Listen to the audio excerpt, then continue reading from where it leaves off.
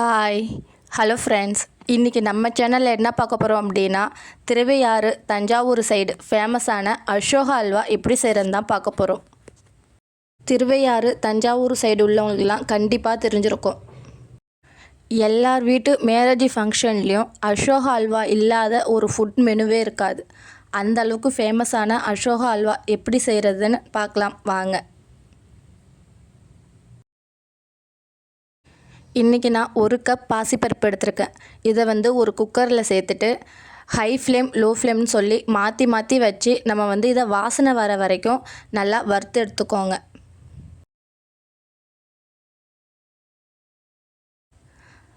பாசிப்பருப்பு கருக விட்டுடாமல் நல்லா கலர் மாதிரி வாசனை வர வரைக்கும் வறுத்து எடுத்துட்டு இதை 2 டைம் அப்படி இல்லைன்னா 3 டைம் நல்லா வாஷ் பண்ணி எடுத்துக்கோங்க. நான் எந்த கப்பால் பாசிப்பருப்பு எடுத்தனோ அதே கப்பால் 2 கப் தண்ணி ஊற்றி குக்கரில் 4 விசில் வச்சு எடுத்துக்கிட்டேன். 4 விசில் வச்சு எடுத்தோன்னா இந்த அளவுக்கு நல்லா மலர்ந்து பருப்பு நல்லா வெந்து வந்திருக்கும்.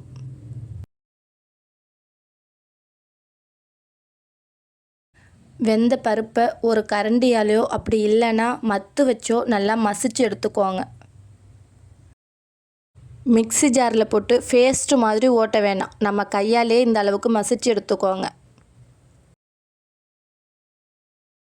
இப்போது ஒரு அடிகனமான பேனில் ஒரு 2 ஸ்பூன் நெய் போட்டு நமக்கு தேவையான அளவு முந்திரி பருப்பை போட்டு நல்லா வறுத்து எடுத்துக்கோங்க.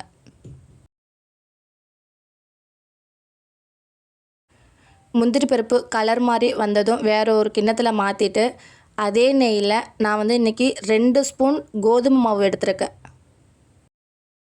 கம்பல்சரி கோதுமை மாவு தான் எடுத்துருக்கணும்.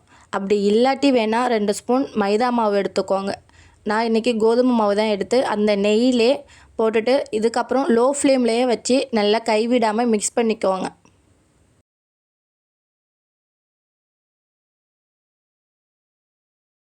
நம்ம போட்ட கோதுமை மாவு இந்த அளவுக்கு கலர் மாதிரி வாசனை வர வரைக்கும் நல்லா வறுத்துட்டு அதிலேயே நம்ம ஏற்கனவே மசிச்சு வச்சுருக்கோம்ல பாசிப்பருப்பு, அதையும் சேர்த்து நல்லா மிக்ஸ் பண்ணிக்குவாங்க.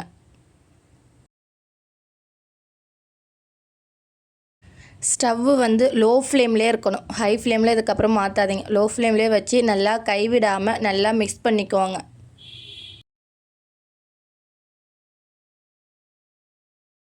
நம்ம இன்றைக்கி 1 கப் பாசிப்பருப்பு எடுத்துருக்கோம்ல, அதுக்கு கண்டிப்பாக 3/4 கப் நெய் தேவைப்படும். அதனால் 3/4 கப் நெய் எடுத்து வச்சுக்கிட்டு நம்ம இதை செய்ய ஆரம்பிக்கலாம். நம்ம சேனலில் புதுசாக பார்க்குற ஃப்ரெண்ட்ஸுங்க யாராவது இருந்தீங்கன்னா சப்ஸ்கிரைப் பண்ணி சப்போர்ட் பண்ணுங்கள்.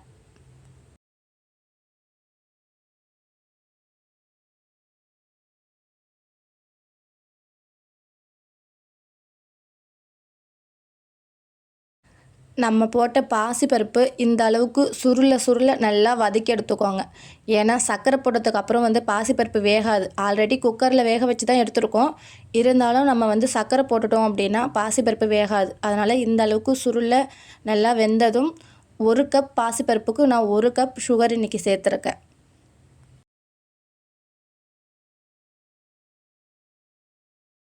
சுகர் சேர்த்து நம்ம மிக்ஸ் பண்ணுறதுனால மாவு இலகி வரும். அந்த அளவுக்கு நல்லா கைவிடாமல் கலந்து எடுத்துக்கோங்க.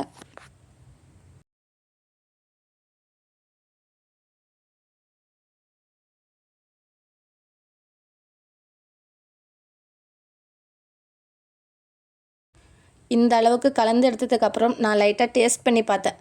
சுகர் கொஞ்சம் கம்மியாக இருக்கிற மாதிரி இருந்தது. அதனால் நான் எக்ஸ்ட்ரா ஒரு 1/4 கப் சுகர் எடுத்திருக்கேன். நீங்கள் போடும்போது உங்களுக்கு கரெக்டாக இருந்தால் விட்டுடுங்க. அப்படி இல்லை பத்தலை அப்படின்னா இன்னும் கொஞ்சம் சுகர் கூட சேர்த்து செஞ்சுக்கலாம். எனக்கு இன்றைக்கி 1 கப் பாசிப்பருப்புக்கு 1 1/4 கப் சுகர் தேவைப்பட்டுச்சு.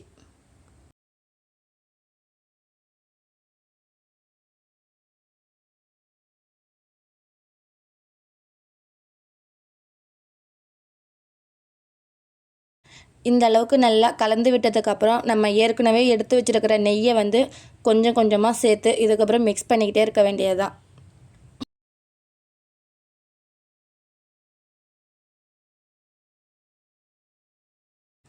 அல்வா பதம் வர வரைக்கும் நம்ம எடுத்து வச்சுருக்கிற நெய்யை 2 ஸ்பூனாக எடுத்து மிக்ஸ் பண்ணிக்குவாங்க.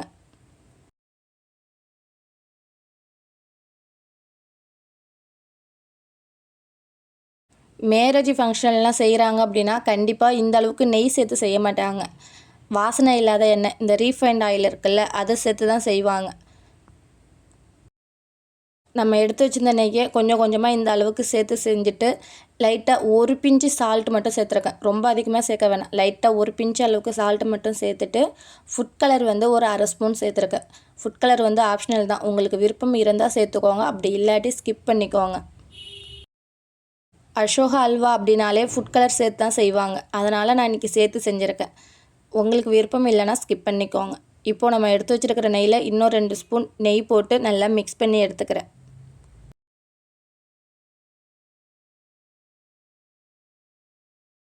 இந்த ஸ்டேஜில் ஏலக்காய் பவுடர் 1 ஸ்பூன் இருந்தால் சேர்த்துக்கோங்க. அந்த வாசனையும் நல்லாயிருக்கும்.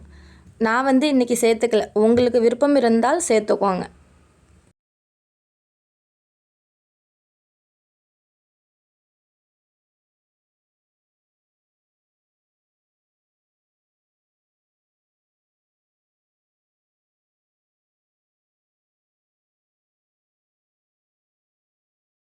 உங்களுக்கு இந்த அளவுக்கு நெய் சேர்க்க விருப்பம் இல்லை அப்படின்னா 1/2 கப் நெய், 1/4 கப் ரீஃபைண்ட் ஆயில் கூட சேர்த்து செய்யலாம்.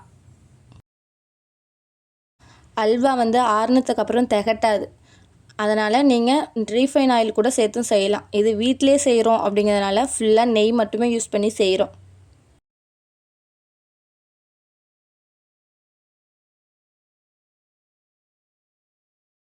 எடுத்து வச்சிருந்த நெய் எல்லாத்தையுமே போட்டாச்சு. இதுக்கப்புறம் நல்லா மிக்ஸ் பண்ணி விட்டுட்டோம் அப்படின்னா நெய் வந்து மேலாக வரும். நம்ம எந்த அளவுக்கு ஊற்றணுமோ அந்த அளவுக்கு நெய் வந்து மேலே வந்துடும். அப்போது வந்து அல்வா வந்து ரெடி ஆகிடுச்சு. நம்ம ஆல்ரெடி வறுத்து வச்சுருக்கிற முந்திரி பருப்பையும் இதோட சேர்த்து நல்லா மிக்ஸ் பண்ணிக்குவாங்க. இந்த அளவுக்கு தவாவில் ஒட்டாமல் நம்ம ஊற்றின நெய்லாம் பிரிஞ்சு வந்துடுச்சு அப்படின்னா அல்வா வந்து ரெடி ஆகிடுச்சு.